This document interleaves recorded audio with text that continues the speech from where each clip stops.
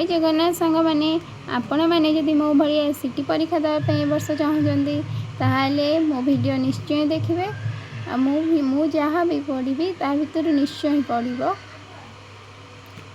एबे चलते आम आरंभ करवा जो मु ओडियाटा छाड़ी तो मुझे ओडिया से आरंभ करी।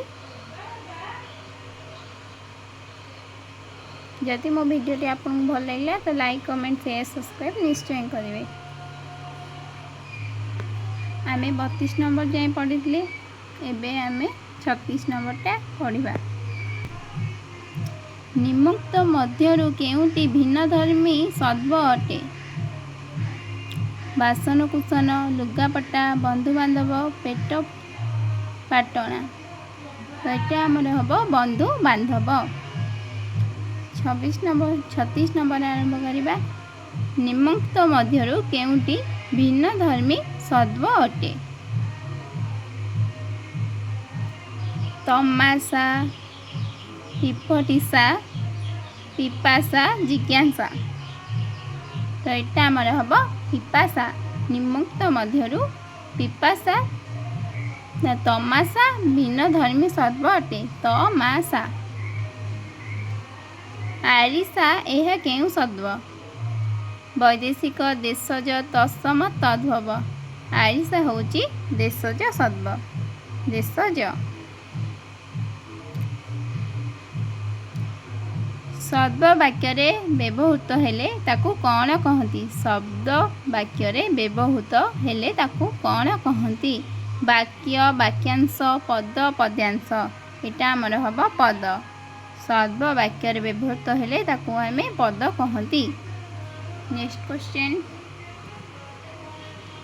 एक बा एकाधिक अक्षर मिसी कौन से अर्थ प्रकाश करुले ताकू कौन कहती? पद, सद्व, वाक्य, ध्वनि।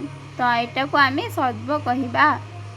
एक बा एकाधिक अक्षर मिसी कौन से अर्थ प्रकाश करथिले ताकू आम सद्व कहती। गोटे उक्ति बा वाक्यर प्रत्येक अंश को कौन कहती? पद, सद्व, वाक्य, ध्वनि। एटा आम पद कहती। गोटे उक्ति बा वाक्यर प्रत्येक अंश को आम पद कही थांती। जहाँ द्वारा मनर भाव संपूर्ण रूपे प्रकाशित हुए ताकू कौन कहती? पद, सद्व, वाक्यांश, वाक्य। एटा को आम वाक्य कहती। जहाँ द्वारा मनर भाव संपूर्ण रूपे प्रकाशित हुए ताकू आम वाक्य कहती। जेउ पद कौनसी निर्दिष्ट व्यक्ति, जाति, वस्तु, गुण बा क्रियार नाम को बुझाए ताकू कौन कहती? वस्तु, व्यक्ति, विशेष्य, विशेषण। एटा को आम विशेष्य कहती। जेउ पद कौनसी निर्दिष्ट व्यक्ति, जाति, वस्तु, गुण बा क्रियार नाम को बुझाए ताकू आम विशेष्य कहती। भाषार सर्वनिम्न एकक को कौन कह जाए? पद, वाक्य, सद्व, वाक्यांश। भाषार सर्वनिम्न एकक को आम सद्व कहती। तो यहाँ शब्द हम। केउटी सद्वर गुण? ध्वनिर समाहार, सार्थक ध्वनिर समाहार, पर्यायक्रमिक सार्थक ध्वनिर समाहार, उपरोक्त कौनसी नुह। एटा है पर्यायक्रमिक सार्थक ध्वनिर समाहार। पर्यायक्रमिक सार्थक ध्वनिर समाहार। केउटी सरल प्रकृतिर सद्व? घर, घर को, घर ठारू, घरे। एटा होची घर। घरटा होची सरल।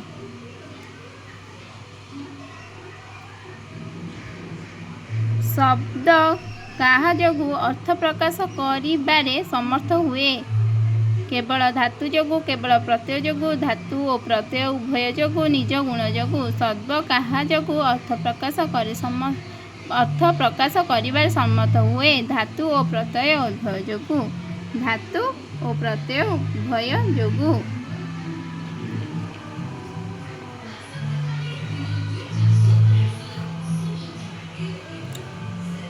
Next question. धातु सहित कौन जोग कले शब्द गठन करा जाए? प्रत्यय, अन्य धातु, अन्य शब्द केउटी नुहे? तो यहाँ हम प्रत्यय। ଧାତୁ ସହିତ ପ୍ରତ୍ୟୟ ଯୋଗ କଲେ ସଦ୍ବ ଗଠନ କରାଯାଏ। ତାପରେ ମୃଦଙ୍ଗ ଓଡ଼ିଆ ସଦ୍ବ ସମ୍ପଦରେ ଏହାକୁ କି ପ୍ରକାର ସଦ୍ବ କୁହାଯାଏ? ତତ୍ସମ, ତଦ୍ଭବ, ଦେଶଜ, ବୈଦେଶିକ। ଏଇଟା ଆମର ହେବ ତତ୍ସମ। ମୃଦଙ୍ଗ ଓଡ଼ିଆ ସଦ୍ବ ସମ୍ପଦରେ ଏହାକୁ କି ପ୍ରକାର ସଦ୍ବ କୁହାଯାଏ? ତତ୍ସମ।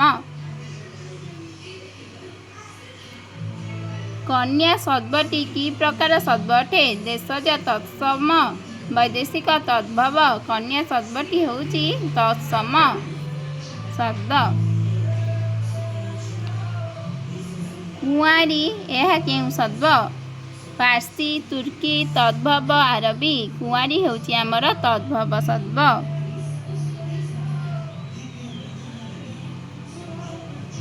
ଡେଙ୍ଗା ଏହା କେଉଁ ପ୍ରକାର ଶବ୍ଦ? ଆରବୀ, ତଦ୍ଭବ, ଇଂରାଜୀ, ଦେଶଜ। ଏଇଟା ଆମ ଦେଶଜ। ଡେଙ୍ଗା ହେଉଛି ଦେଶଜ ଶବ୍ଦ। ଛପର ଏହା କେଉଁ ପ୍ରକାର ଶବ୍ଦ?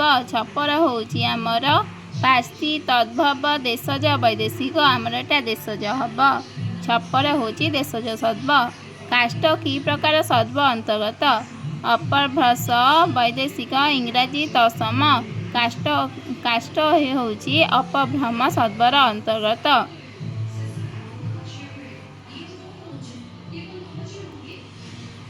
ଅଦାଲତ ଏହି ଶବ୍ଦଟି କେଉଁ ଶବ୍ଦ? ପାର୍ସୀ, ଆରବୀ, ପର୍ତ୍ତୁଗୀଜ, ତୁର୍କୀ। ପାର୍ସୀ ହେଉଛି ଆମର ଆରବୀ ଶବ୍ଦ। ତମାଖୁ ଶବ୍ଦଟି କେଉଁମାନଙ୍କ ଦ୍ୱାରା ଓଡ଼ିଶାରେ ପ୍ରଚଳିତ ହୋଇଥିଲା? ପାର୍ସୀ, ଇଂରାଜୀ, ପର୍ତ୍ତୁଗୀଜ, ଆରବୀ। ଆମର ହେଉଛି ତମାଖୁ ଶବ୍ଦଟି ପର୍ତ୍ତୁଗୀଜ ମାନଙ୍କ ଦ୍ୱାରା ଓଡ଼ିଶାରେ ପ୍ରଚଳିତ ହୋଇଥିଲା। ଗିଲାସ ଏହା କେଉଁ ଭାଷା ଅପଭ୍ରଂଶ ହୋଇ ଓଡ଼ିଆ ଶବ୍ଦକୁ ଆସିଛି? ଏଇଟା ହେଉଛି ଆମର ଅପସନ୍ ଦେଇଛି ଇଂରାଜୀ, ଉର୍ଦ୍ଦୁ, ହିନ୍ଦୀ, ତୁର୍କୀ। ଆମର ଏଇଟା ହେବ ଇଂରାଜୀ। ତାପରେ ଦୋକାନ ଏହା କେଉଁ ପ୍ରକାର ଶବ୍ଦ ଅଟେ? ସଂସ୍କୃତ, ପାର୍ସୀ, ପର୍ତ୍ତୁଗୀଜ, ଆରବୀ। ଆମ ଦୋକାନଟି ହେବ ସଂସ୍କୃତ। ବନ୍ଧୁକ ଶବ୍ଦଟି କି ପ୍ରକାର ଶବ୍ଦ? ତୁର୍କୀ, ଦେଶଜ, ଇଂରେଜ, ପାର୍ସୀ। ଆମର ଏଇଟା ହେବ ଦେଶଜ। ବନ୍ଧୁକ ହେଉଛି ଦେଶଟି ଶବ୍ଦ।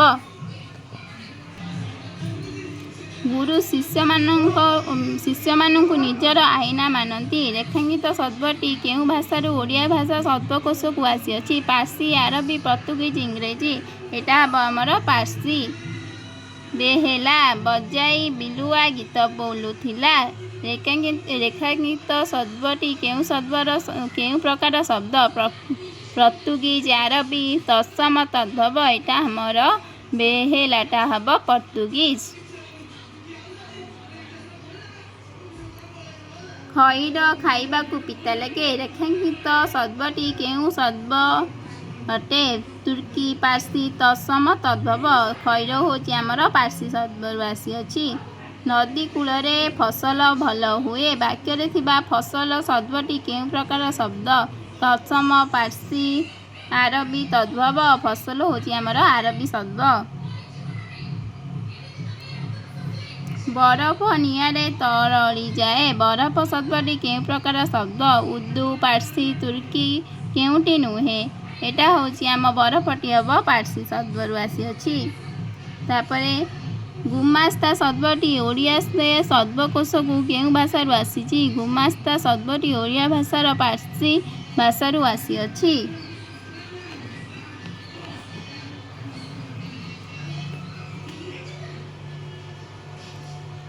ସାବୁନ ଲଗାଇ ସ୍ନାନ କଲେ ଦେହ ସୁସ୍ଥ ରହେ। ରେଖାଙ୍କିତ ଶବ୍ଦଟି ଓଡ଼ିଆ ଶବ୍ଦକୋଷକୁ କେଉଁ ଭାଷାରୁ ଆସିଛି? ଆରବୀ, ତେଲୁଗୁ, ତୁର୍କୀ, ପର୍ତ୍ତୁଗୀଜ। ସାବୁନ ହେଉଛି ଆମର ଆରବୀ ଭାଷା। ମୁର୍ଦ୍ଦାରକୁ ଛୁଇଁଲେ ଗାଧୋଇବାକୁ ପଡ଼ିଥାଏ। ମୁର୍ଦ୍ଦାର ଶବ୍ଦଟି କେଉଁ ପ୍ରକାର ଶବ୍ଦ ଅଟେ? ମୁର୍ଦ୍ଦାର ଶବ୍ଦଟି ହେଉଛି ଆମର ପାର୍ସୀ ଶବ୍ଦ ଅଟେ।